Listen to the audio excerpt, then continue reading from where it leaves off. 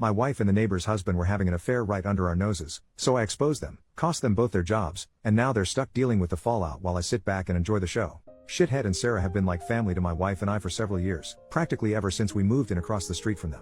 The four of us were extremely tight. Our kids are the same age as theirs and are all good friends. We were one big family unit. We did dinner together a few times a week. We even went on vacations together. I truly saw Shithead as a brother, and my wife and Sarah were very close too. 5 months ago, I was completely blindsided by the discovery of an affair between my wife and Shithead. My wife had left her email open on our computer, and I saw an email from her to her longtime therapist saying that Shithead would be joining her at an upcoming session again. What the heck? My mind started racing. Why in the world would Shithead be going to her therapy sessions without my knowledge? I did a search and found some other emails to and from the therapist proving that Shithead had been going to sessions together with her for about 6 weeks. I checked our mobile phone account and discovered that, since late summer, they had been exchanging hundreds of texts every day, peaking at nearly 500 per day by the holidays. Speaking of the holidays, my wife and I hosted both of our families, parents, siblings, etc., for both Thanksgiving and Christmas dinner, and Shithead and Sarah joined us either for dinner or after dinner on both holidays. Text records showed that the entire time that they were at our house celebrating with our families, my wife and Shithead were texting each other across the room. They were doing that pretty much every time the four of us hung out, for months. And, all day every day just in general. But what bothers me the most is that they were doing it with Sarah and I right there. I confronted my wife with the evidence and she admitted that yes, she and Shithead had fallen in love. It just happened. I don't know how. But I love him and I just don't feel anything for you anymore, I'm sorry. They had gone on a school district trip together, something had happened in her hotel room, and things had moved quickly from there. She explained, as I lay face down on the couch, unable to look at her, that they had already made plans to move out and divorce me and Sarah, and while they didn't plan to move in together immediately because of the kids, they'd probably do so eventually. The meetings with the therapist were supposedly mostly for the purpose of finding a way to break this to me and Sarah as gently as possible, because they were so very concerned for our well-being. Sarah and I are fairly certain that they weren't planning on telling us about the affair at all, and were simply going to discover their feelings for one another several months down the line, after they'd come up with some other reason to divorce the two of us. My wife moved out 2 months ago. I was, and still am, utterly destroyed. I cry every day. I cried writing the first few paragraphs of this story just now. I worry nonstop about the impact on our kids. But I am also not exactly a shrinking violet when I feel that I've been wronged. And in this case I was, objectively, very very wronged. So, a couple of years ago, Shithead ran for a Board of Education seat as a pretty extreme underdog. I helped him with his campaign materials and debate prep, and my wife, a well-known school district employee, this becomes important later, got the word out as best she could. Much to our surprise, he actually won in a squeaker, by just a few dozen votes. Being on the board became the center of Shithead's world. He joined every committee that he could. This turned into the foundation of his affair with my wife, as they were constantly going to school events and meetings together on evenings and weekends. Once I discovered the affair, my thoughts turned pretty quickly to revenge, and it occurred to me that an extramarital affair between a member of the Board of Education and an employee of the school district was at least bad politics and possibly violated district policy. Making things far worse for them was that my wife was in the running for an open administrative position, and everyone knew that she was more or less guaranteed the job and the major pay raise that came with it. She had just finished her master's degree in school administration, at the urging of her principal and the superintendent, so that she could be promoted to this specific position. I had plenty of evidence of the affair, like texts from both of them admitting to it, text records showing that they were texting hundreds of times a day, emails to and from the therapist, etc. I considered simply emailing all of the evidence to the board and the superintendent, but felt like I, as the grieving betrayed spouse, might not be seen as a credible source. So instead, I invented a fictitious furious friend who was planning on showing up to the next board meeting and publicly shaming the two of them for their affair. I told my wife that I'd tried to talk this person down but couldn't guarantee that they wouldn't show up and humiliate them publicly. As I expected, this led Shithead to conclude that the only option was for him to preemptively admit the affair to the board.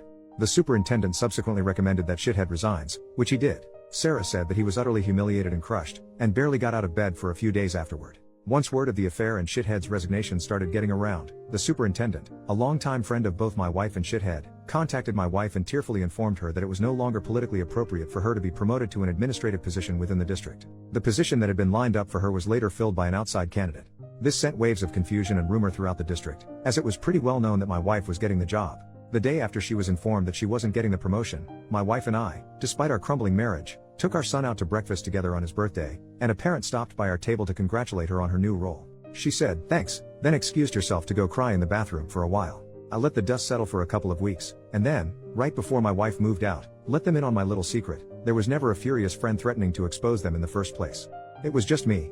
Word of all of this has gotten around our fairly small town, which Shithead grew up in and my wife has worked in for nearly 20 years. My wife refuses to talk to me about how things are at work now, but I've heard from some people I know in the district that her formerly spotless reputation has taken a major hit. Shithead, formerly a gregarious social presence in our neighborhood and at events and pubs in town, has completely gone underground and barely emerges to mow his lawn. He's moving out soon, to a crappy little townhouse which is all he can afford due to all the child support he's going to have to pay his wife. My wife and Shithead claim that they plan on trying to make things work together, despite all the public humiliation. I wish them lots of luck with that. I'm sure it will be a lot of fun to show their faces together in town. Relevant comments. Commenter, are you and Sarah a thing now?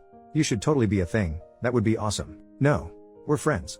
We've been incredibly important to each other since this all started and have certainly gotten a lot closer, but not in the way everyone's thinking. This would all be so much harder to deal with if I didn't have her to lean on, and she says she feels the same way about me. We're going through basically the exact same situation with the same players, after all. Shithead hasn't moved out yet. Once he does, we plan to go back to getting the kids together more often like they used to. It'll never be the same, of course. She already does come over with the kids from time to time, but it's just tough with Shithead's constant presence across the street. Commenter, didn't your revenge hurt both sets of kids? Not really. Shithead has a day job. The Board of Education was his hobby and his passion, but this didn't affect his income at all. And my wife has been assured that if she wants to pursue an administrative position with another district, she'll have glowing letters of recommendation from her superintendent and principal. It'll mean giving up a lot of work relationships in the process, but given the hit her reputation has taken, I'm guessing she makes that jump sooner rather than later. In the meantime, not moving to an administrative job means that she still has summers off with the kids. Commenter, why didn't you notice all of the texting your wife was doing? Well, I did. It was really starting to piss me off. It was excessive. She has a big social circle and does tend to text a lot anyway, but it was really getting over the top, to the point where she was completely ignoring me and the kids. At one point in November I asked her to agree to a no phones at the dinner table rule, which she agreed to reluctantly but then would pout through dinner, and eventually she just started using her phone during dinner again. All that said, I was blind. Not only was the texting getting weird, but her relationship with Shithead was starting to make me uncomfortable. Sarah noticed it too and agreed. We confronted them a couple of times about it directly and they both swore up and down that it was just school stuff that they were talking about. There was nothing else going on. And for whatever reason, we believe them, probably because the mind tends to refuse to see things that it doesn't want to see. Update 3 years later, I've been getting a surprising number of requests to post an update to this story. Where to start? It's been a bizarre few years, especially with COVID thrown in the mix, which I somehow still have never caught, despite my kids getting it twice each. Thankfully just mild cases. Well, at the time that I posted the original story, I was obviously a wreck. Things actually got significantly darker for a while after that. My ex decided to start bringing Shithead around our kids just a few months after she moved out, which was really hard for me to deal with. I'd never really dealt with serious depression before, but things got bad enough that my doctor more or less forced me to start on an antidepressant because I admitted to him that I was thinking about taking my life pretty frequently. I think this is where I should mention, trigger warning for the rest of this paragraph, I had a very specific plan and everything I needed to do it. The one thing that gave me any kind of relief was telling myself that if life got any more unbearable, I had a way out. So yeah, stuff got bad, but I'm still here, and thankfully I don't think about that option anymore. I reluctantly decided to dip my toe into the online dating world, and after a number of short-term things that didn't pan out, I actually connected with someone, much to my surprise. We'll have been together for 2 years next month. She's absolutely amazing. We don't live together, and for the time being we're both good with seeing each other a few times a week. Would I love to see her more? Yep. Am I ready to live with someone again and go all Brady Bunch with our respective kids? I'm not sure. For the time being, we have a lot of fun together, and that's more than good enough for me. As far as things stand with my ex and Shithead, they're still together, but there seems to be trouble in paradise because my kids report that they almost never see him anymore. My kids don't like him at all and they just avoid him when he's around, according to my older one. When all of this started, she had seemed confident that they'd be living together pretty soon, but they still don't, and as far as I know there are no plans in the works for that. They did buy a boat together, which I find hilarious for some reason. It just seems like the classic affair couple thing to do. Sarah took a long time to accept that her marriage was truly over, but once she did, she really did an admirable job of moving on. She engrossed herself in home improvement projects, she remains the same incredible mom that she's always been, and she's been in a friend with benefits type relationship, which is all she wants right now, with a nice, funny guy for almost 2 years. We hang out here and there, especially when my pool is open in the summer. We aren't nearly as dependent on each other as we were in the beginning, but we're still close friends. And no, still nothing more than that, which I'm glad about because the one thing this situation definitely never needed was more drama. My ex left the school district she was working for and took a job in a neighboring district. I have no idea what Shithead is up to, nor do I care. I hardly ever see him except at the occasional school event. For a while there, I was worried that he'd look at me the wrong way and I'd wind up in jail for knocking him out in an elementary school cafeteria or something, but I just don't care enough about him anymore for that to be a concern. So, all in all, life is pretty okay right now. I do miss being a family. I still have nightmares about all of this stuff and deal with intrusive thoughts at times. I fall asleep to audiobooks now to keep those thoughts at bay, otherwise I still struggle to sleep sometimes. But my girlfriend is amazing. I have an incredibly supportive family. I just officiated my sister's wedding a couple of months ago, and I have a big dog who needs lots of walks and that's a huge help for me on so many levels. I hope that update answered people's questions. Thanks again for all of the support.